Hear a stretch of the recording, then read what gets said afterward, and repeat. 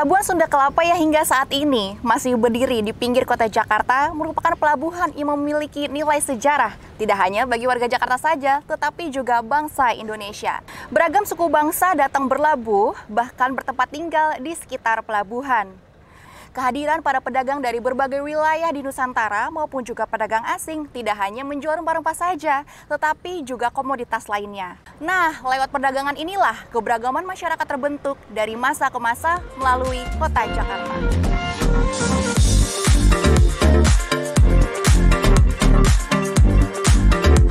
Nah, sekarang saya sudah siap dengan sepeda ontel, bersiap untuk jelajah virtual kota tua dengan tema perniagaan dan perbankan tempo dulu di Batavia.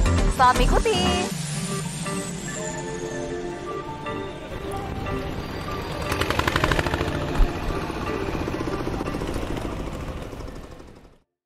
Keberadaan Pelabuhan Sunda Kelapa dengan jajaran kapal-kapal layar tradisional menyajikan suasana yang unik yang membawa kita untuk kilas balik ke masa lalu. Pelabuhan Sunda Kelapa mempunyai peran yang penting dalam jalur rempah dunia. Sejak masa Kerajaan Tarumanegara hingga sekarang pelabuhan ini begitu aktif dalam perdagangan rempah-rempah di Nusantara. Sunda Kelapa juga banyak dikunjungi kapal-kapal dari Palembang, Tanjung Pura, Malaka, Makassar, dan Madura, bahkan pedagang-pedagang dari India, Tiongkok Selatan, hingga Ryukyu, Jepang. Sekarang pelabuhan ini masih berfungsi dan menjadi armada kapal layar tradisional di Jakarta. Berdasarkan Prasasti Tugu, Pelabuhan Sunda Kelapa diyakini sudah muncul sejak abad keempat pada masa Kerajaan Tarumanegara. Sementara, penjelajah barat Tome Pires menyebutkan bahwa Sunda Kelapa merupakan pelabuhan utama Kerajaan Sunda Pajajaran.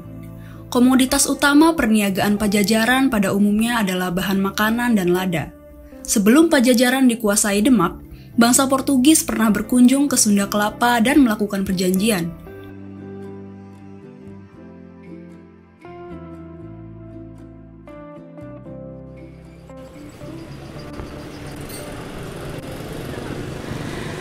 Sahabat Museum BI, disinilah lokasi ditemukannya batu padrau, yaitu perjanjian antara Portugis dan juga Pajajaran. Nah, peninggalan itu merupakan bentuk hubungan kerjasama internasional pertama kali antara kerajaan di Nusantara dengan negara Eropa.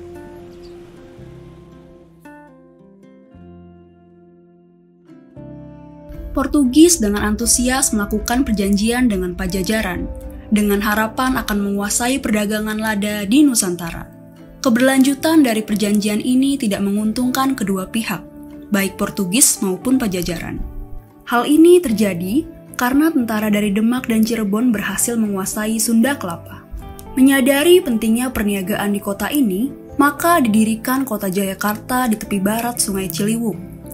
Jayakarta memiliki reputasi sebagai kota perbekalan, di mana tempat kapal-kapal dapat berlabuh di pelabuhan yang bagus dan mengalir air bersih. Saat itu, Jayakarta berada di bawah Banten, dan sebagai alat pembayaran kemungkinan menggunakan uang kasya. Kota Jayakarta semakin berkembang, tatkala pedagang dari Belanda mulai singgah di pelabuhan dan melakukan kerjasama perniagaan. Pada awalnya, perjanjian ini berjalan lancar. Namun, lambat laun VOC tidak hanya sekedar berdagang, tetapi mulai membangun benteng pertahanan dan kemudian menguasainya. Babak baru kehidupan dimulai.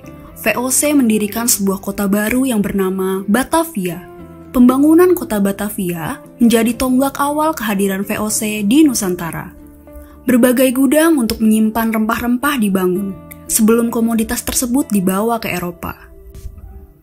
Peran Batavia sebagai kota perdagangan ditingkatkan, termasuk fasilitasnya seperti menyediakan syah bandar yang bertugas menarik bea cukai.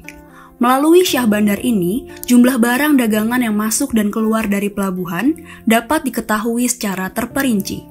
Catatan syah bandar ini juga secara rutin dilaporkan ke negeri Belanda. Selain itu, dibangun bengkel-bengkel VOC untuk tempat perbaikan kapal. Fasilitas yang tidak kalah pentingnya adalah mencetak uang sebagai alat pembayaran yang sah. Antara tahun 1744 hingga 1748, VOC mengedarkan mata uang emas yang disebut Houden Javase Rupiah atau rupiah Jawa. VOC juga sempat mengedarkan mata uang yang disebut Doit dengan logo VOC dengan bahan campuran tembaga dan timah dan ditempa di Batavia dan Surabaya. Pada akhirnya, VOC mendominasi perdagangan di Nusantara. Dengan keberadaan lokasi pelabuhan yang sangat strategis, dilindungi oleh Teluk Jakarta yang terdiri dari pulau-pulau dalam gugusan Kepulauan Seribu dan kapal-kapal dapat berlabuh dengan tenang dan aman. Selain itu, juga karena posisinya berada di muara Sungai Ciliwung, hal ini sekaligus memudahkan hubungan pelayaran dan perdagangan dengan daerah pedalaman. Selama berabad-abad, Batavia semakin berkembang sebagai bandar niaga dan menjadi pusat perdagangan internasional.